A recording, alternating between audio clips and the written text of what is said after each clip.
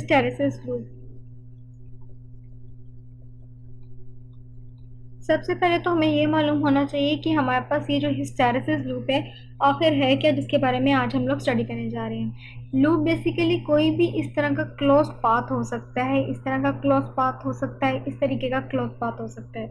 जबकि जो हिस्टैरिसीस है, हिस्टैरिसीस बेसिकली इफेक्ट है किसी भी करंट का किसी भी मैग्नेटिक मटेरियल के ऊपर उसकी मैग्नेटाइजेशन और डीमैग्नेटाइजेशन के दौरान। मतलब कि अगर आप किसी भी मटेरियल को, अगर फॉर एग्जांपल कि आपके पास एक फेरोमैग्नेटिक मटेरियल है, तो आम हालत में इसकी जो डोमेन्स हैं वो रैंडमली ऑर्डर्ड में अरेंज होती है। इस तरीके से इनकी कोई अलाइनमेंट नहीं होती, बल्कि आपस में रैंडमली अरेंज होती हैं और एक दूसरे के साथ जो है डोमेन वॉल्स के ज़रिए सेपरेट होती हैं। अगर आप इस फेरोमैग्नेटिक मटेरियल को किसी भी अप्लाइड की हुई एक्सटर्नल फील्ड के अंदर रख देते हैं, तो होता ये है कि इस फील्ड के अंदर रखने से इसकी जो डोमेन्स हैं अपने आप को उस डायरेक्शन में अलाइन कर लेती हैं जिस डायरेक्शन में जो है करंट फ्लो कर रहा होता है। तो हमारी जो डोमेन्स हैं वो कुछ इस तरीके से अलाइनमेंट में आ जाती हैं। इसे हम लोग कहते हैं कि ये नॉर्मल कंडीशन से जब इस कंडीशन में आता है कोई भी फेरोमैग्नेटिक मटेरियल, जब उसके ऊपर कोई एक्सटर्नल फील्ड अप्लाई की जाती है, तो हम कहते हैं कि अब ये मटेरियल जो है मैग्नेटाइजेशन में आ गया है। हिस्टैरिसीस लूप हमें ये बताता है कि जब भी हम कोई ऑल्टरनेटिव करंट देते हैं, तो इस ऑल्टरनेटिव करंट देने की वजह से इस फेरोमैग्नेटिक मटेरियल के अंदर जो मैग्नेटाइजेशन और डीमैग्नेटाइजेशन प्रोड्यूस होती है, उसका और इस दिए गए हुए करंट का आपस में जो रिलेशन है उसे हम एक ग्राफ के थ्रू प्लॉट करते हैं, जिसे हम लोग कहते हैं कि ये इसकी हिस्टैरिसीस प्रॉपर्टी को बता रहा है। और वो जो ग्राफ हम लोग प्लॉट करते हैं वो एक लूप की तरह से आता है, जिसकी वजह से हम इस चीज़ को कहते हैं कि ये हिस्टैरिसीस लूप है। तो ये तो थोड़ा सा हिस्टैरिसीस लूप के बारे में था कि आखिर ये है क्या। अब हम इसे डिटेल्स में पढ़ते हैं कि हिस्टैरिसीस लूप आखिर है क्या। फॉर एग्जाम्पल कि आप फेरोमैग्नेटिक मटेरियल, हिस्टैरिसीस लूप है वो हमेशा फेरोमैग्नेटिक मटेरियल के अंदर ही बनता है, क्योंकि डोमेन्स जो हैं वो एग्जिस्ट ही फेरोमैग्नेटिक मटेरियल्स के अंदर करती हैं। फॉर एग्जांपल यहाँ पर हम लोगों ने आयरन की एग्जांपल ले ली, चूँकि पैरा और डायमैग्नेटिक मटेरियल के अंदर पर डोमेन एग्जिस्ट नहीं करती, तो वहाँ पर हिस्टैरिसीस लूप हम लोग बना ही नहीं सकते। हिस्टैरिसीस लूप के लिए बेसिक जो चीज़ है वो डोमेन्स है, जो कि फेरोमैग्नेटिक मटेरियल्स के अंदर एग्जिस्ट करती हैं। इसीलिए फेरोमैग्नेटिक मटेरियल्स को हम लोग इस्तेमाल करते हैं हिस्टैरिसीस लूप बनाने के लिए, या उसको समझने के लिए, अंडरस्टैंड करने के लिए कि आखिर हिस्टैरिसीस लूप कहते किसे हैं और ये किस तरीके से बनाया जाता है। फॉर एग्जांपल कि जो आयरन की डोमेन्स हैं वो कुछ इस तरह से अरेंज हुई हैं। इस तरीके से हमारे पास ये कुछ डोमेन्स हैं, इसे थोड़ा सा सही करके बना लेना चाहिए। इस तरीके से हमारे पास जो है डोमेन्स हैं। अब ये नॉर्मल कंडीशन में है। मैंने बात की कि हम लोग ऑल्टरनेटिव करंट सोर्स इस्तेमाल कर रहे हैं। इसे क्यों इस्तेमाल कर रहे हैं इसकी रीज़न भी अभी मैं आपको बताती हूँ। फॉर एग्जांपल कि यहाँ पे मैंने ऑल्टरनेटिव करंट सोर्स इस्तेमाल किया है और इस फेरोमैग्नेटिक मटेरियल जो कि आयरन है उसे उठा के मैंने इस करंट सोर्स के अंदर रख दिया, मतलब कि इस अप्लाइड की हुई इलेक्ट्रिकल फील्ड के अंदर रख दिया है। तो अब जो डोमेन्स हैं अपने आप को इस तरह से अलाइनमेंट में ले आती हैं, क्योंकि करंट की डायरेक्शन इस तरफ है, तो जिस डायरेक्शन में करंट फ्लो करेगा उस डायरेक्शन में डोमेन्स अपने आप को अलाइन कर लेती हैं। दूसरी बात ये, यहाँ पर अल्टरनेटिव करंट क्यों इस्तेमाल किया गया है, क्योंकि अगर मैं डायरेक्ट करंट इस्तेमाल करती तो मटेरियल जो है या तो मैग्नेटाइजेशन की स्टेट में ही रहता, लेकिन मैं मैग्नेटाइजेशन और डीमैग्नेटाइजेशन दोनों का इफेक्ट देखना चाहती हूँ कि इस अप्लाई किए हुए करंट से उस पर क्या इफेक्ट पड़ता है। जब ऑल्टरनेटिव करंट की बात होती है तो हमें मालूम है कि ऑल्टरनेटिव करंट के अंदर दो साइकिल होते हैं, एक पॉजिटिव हाफ साइकिल होता है और दूसरा नेगेटिव हाफ साइकिल होता है। ये पॉजिटिव हाफ साइकिल और ये नेगेटिव हाफ साइकिल। अब क्या होगा कि जब हम इस करंट सोर्स को अप्लाई करेंगे तो इस मटेरियल के अंदर एक साइकिल में मैग्नेटाइजेशन प्रोड्यूस होगी, फिर थोड़े ही वक्त के बाद डीमैग्नेटाइजेशन, फिर देन अगेन मैग्नेटाइजेशन प्रोड्यूस होगी। मतलब कि मटेरियल के अंदर मैग्नेटाइजेशन और डीमैग्नेटाइजेशन प्रोड्यूस होती चली जाएगी। उस मैग्नेटाइजेशन और डीमैग्नेटाइजेशन से हमें पता चल जाएगा कि करंट का इस मटेरियल के ऊपर क्या इफेक्ट हो रहा है, करंट का इसके अंदर जो मौजूद मैग्नेटिक फ्लक्स डेंसिटी है उसके साथ क्या रिलेशनशिप आ रहा है। बेसिकली जब हम लोगों ने हिस्टैरिसीस लूप को ड्रॉ करना होता है तब हम उस मटेरियल की मैग्नेटिक फ्लक्स डेंसिटी और उस पे अप्लाई किए हुए करंट को ही कंसीडर करते हैं, तभी हम जो है हिस्टैरिसीस लूप बना सकते हैं किसी भी फेरोमैग्नेटिक मटेरियल का। अब यहाँ पे बात हो रही थी कि हमारे पास ये एक मटेरियल है जो कि आयरन है, नॉर्मल कंडीशन में इसकी डोमेन्स इस तरह से अरेंज्ड है। फॉर एग्जांपल कि मैंने अपना काम ज़ीरो से स्टार्ट किया, यानी कि अभी मैं करंट देने ही लगी हूँ, तो मैंने इसे इस फील्ड के अंदर रख दिया। जैसे ही मैं करंट किसी मटेरियल को दूंगी तो आहिस्ता आहिस्ता क्या होगा कि इस करंट के अंदर जो है, इस करंट के देने से इस मटेरियल के अंदर मैग्नेटिक फ्लक्स डेंसिटी इंक्रीज करेगी। चूंकि करंट इंक्रीज कर रहा है स्टार्टिंग में, तो मैग्नेटिक फ्लक्स डेंसिटी भी इंक्रीज करेगी। ये पॉइंट ए आ गया। अब जो पॉइंट ए आ जाता है तो यहाँ पर हमारा जो करंट है, हमारा ये साथ साथ ये भी लिख लेते हैं कि करंट जो है मैक्सिमम हो जाता है एट पॉइंट ए पर आकर मैक्सिमम हो जाता है, जिसे हम लोग कहते हैं कि ये सैचुरेशन करंट पॉइंट है, यानी कि सैचुरेशन करंट का पॉइंट है। यहाँ पर आकर करंट इतना सैचुरेशन या मैक्सिमम हो गया कि इससे ज़्यादा नहीं बढ़ सकता। उसके बाद होता है कि हम ए से लेके यहाँ तक आते हैं आर तक। ए से आर तक हमारे पास प्रोसीजर ये होता है कि हमारा जो करंट है वो डिक्रीज होता चला जा रहा है, क्योंकि सेचुरेशन पॉइंट से ज़्यादा तो कोई चीज़ बढ़ती नहीं, उसके बाद ऐसा ऐसा कम होना शुरू हो जाती है। जैसे ही ये सेचुरेशन पॉइंट आता है तो इसके बाद जो है करंट आहिस्ता आहिस्ता कम होना शुरू हो जाता है, जिसकी वजह से उस मटेरियल के अंदर मौजूद मैग्नेटिक फ्लक्स डेंसिटी भी ज़ीरो हो जाती है। मैग्नेटिक फ्लक्स डेंसिटी ज़ीरो नहीं होती बल्कि कम होना शुरू हो जाती है।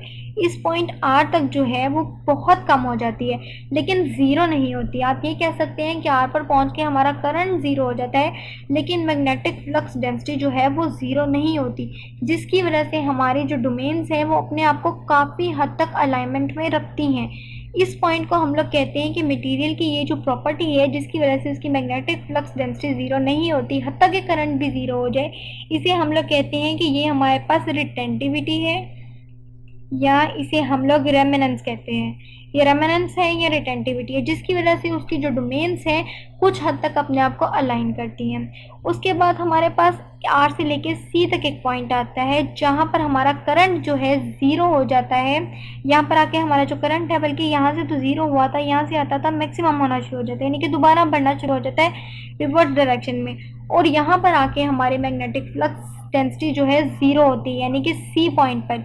इसे आप जो है कोरेसिविटी कह सकते हैं। ये कोरेसिविटी है हमारे पास, इसे हम लोग,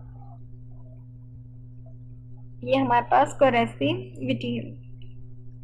अब पॉइंट सी के बाद क्या होता है कि हमने बात की थी, हमने करंट को जो है वो ऑल्टरनेटिव यूज़ किया है। पहले हम लोगों ने अपना ये वाला करंट यूज़ किया है पॉजिटिव हाफ साइकिल, अब नेगेटिव हाफ साइकिल करते हैं। अब जैसे ही करंट को मज़ीद इंक्रीज़ करते हैं रिवर्स डायरेक्शन में, तो एक पॉइंट फिर आ जाता है जहाँ पे करंट मैक्सिमम हो जाता है।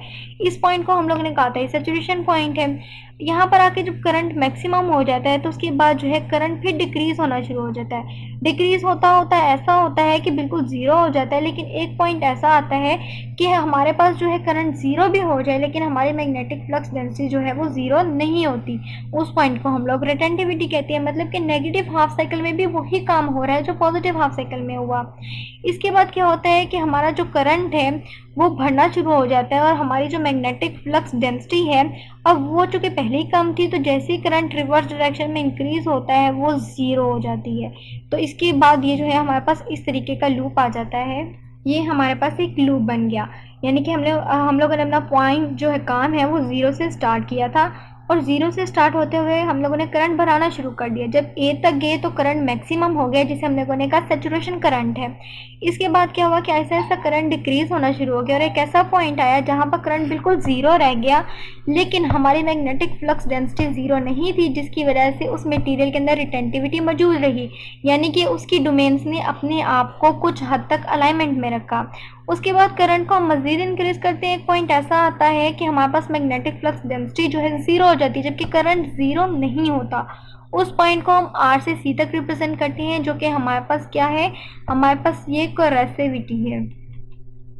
इसके बाद क्या होता है, करंट को मज़ीद रिवर्स डायरेक्शन में हम लोग इंक्रीज करते हैं, क्योंकि हम लोगों ने अपना नेगेटिव जो हाफ साइकिल है उसे भी तो कंप्लीट करना है। मैग्नेटाइजेशन और डीमैग्नेटाइजेशन का इफेक्ट इसी तरीके से तो देखा जाएगा। इसके बाद जब हम आई पे आते हैं तो करंट फिर सैचुरेशन पॉइंट पे पहुंच जाता है, लेकिन रिवर्स डायरेक्शन में। अब क्या होता है कि यहाँ पर अब सैचुरेशन तो हो गई, सैचुरेशन के बाद करंट ने डिक्रीज होना है, एक ऐसा पॉइंट आना है यहाँ पर भी जहाँ पर हमारी डोमेन्स जो हैं वो ज़ीरो नहीं होंगी, लेकिन करंट ने ज़ीरो हो जाना है। और करंट के ज़ीरो होने के बाद मैग्नेटिक फ्लक्स डेंसिटी ज़ीरो नहीं होती, क्योंकि उसके अंदर रिटेंटिविटी है। उस रिटेंटिविटी की वजह से ही डोमेन्स ने अपने आप को अब दूसरी डायरेक्शन के अंदर क्या करना है, मेंटेन रखना है, कुछ हद तक अपने आप को अलाइन रखना है। अब उसके बाद क्या होता है कि करंट इंक्रीज होना शुरू हो जाता है। जैसे ही करंट इंक्रीज होता है तो हमारी मैग्नेटिक फ्लक्स डेंसिटी, जो कि पहले ही काफ़ी हद तक कम हो चुकी थी लेकिन ज़ीरो नहीं हुई थी, अपने आप को ज़ीरो कर लेती है। और आर से सी तक ये प्रोसीजर होता है। आर से सी तक प्रोसीजर हुआ तो हमारे पास दोबारा जो है कोरेसिविटी आ जाती है। तो यहाँ पे जब ये ज़ीरो हो जाती है मैग्नेटिक फ्लक्स डेंसिटी, तो ये हमारा साइकिल कंप्लीट हो जाता है। मतलब कि इसी तरीके से ये जो मैग्नेटाइजेशन और डीमैग्नेटाइजेशन है, इसका प्रोसेस चलता रहता है और हमारे पास जो है एक हिस्टैरिसीस लूप बन जाता है। अब सवाल ये पैदा होता है कि हम हिस्टैरिसीस लूप से कैसे आइडेंटिफाई कर सकते हैं कि कोई फेरोमैग्नेटिक मटेरियल ज़्यादा अच्छा है या कम अच्छा है। उसकी रीज़न ये है कि जो फेरोमैग्नेटिक मटेरियल का जो एक लूप आता है, जिसे हम लोग कहते हैं कि ये हमारे पास हिस्टैरिसीस लूप है, इस लूप की जो खासियत है वो ये है कि ये लूप उस वक्त कंस्ट्रक्ट होता है जब हम किसी भी मटेरियल की, किसी भी फेरोमैग्नेटिक मटेरियल की मैग्नेटाइजेशन और डीमैग्नेटाइजेशन को अंडर अल्टरनेटिव करंट और उसके मैग्नेटिक फ्लक्स डेंसिटी के अंडर इफेक्ट के अंदर स्टडी कर रहे होते हैं।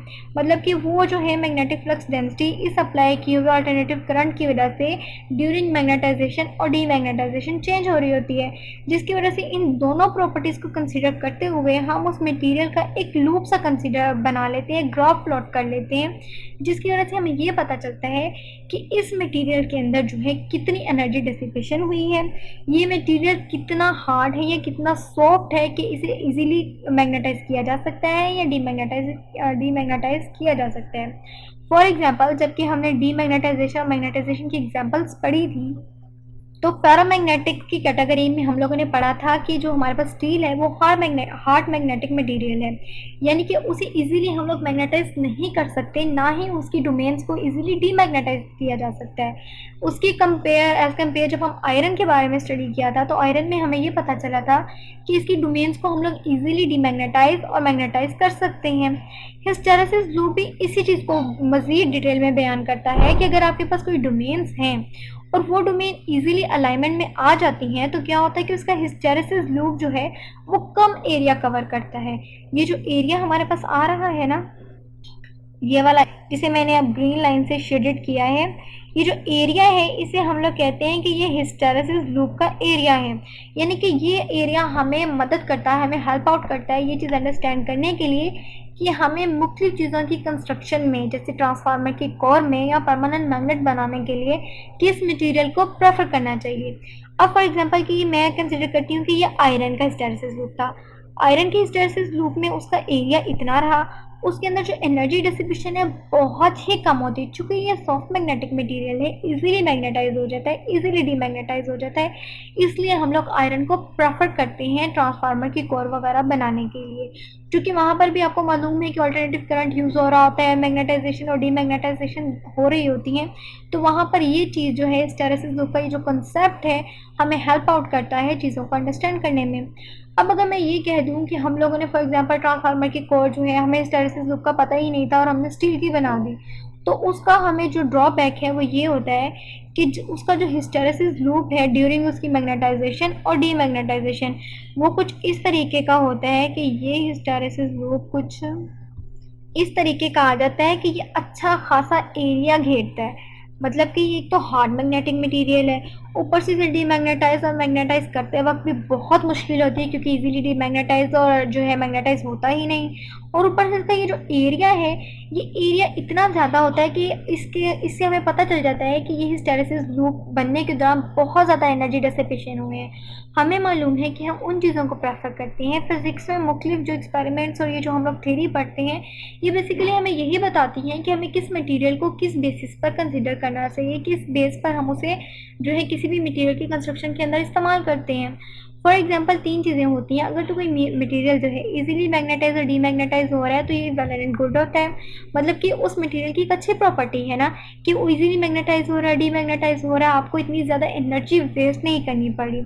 दूसरी चीज़ कि जितना एरिया कम होता है उतना ही उस चीज़ के अंदर जो है एनर्जी लॉसेस कम होती है, डेसिपेशन कम होती है, तो वो आपको कम एनर्जी यूटिलाइज करके मैक्सिमम एनर्जी जो है रिटर्न कर सकता है, इसलिए भी हम वो मटेरियल इस्तेमाल करते हैं। लेकिन इस केस में, स्टील के केस में हमारे पास क्या हो रहा है, दोनों काम ही नहीं हो रहे।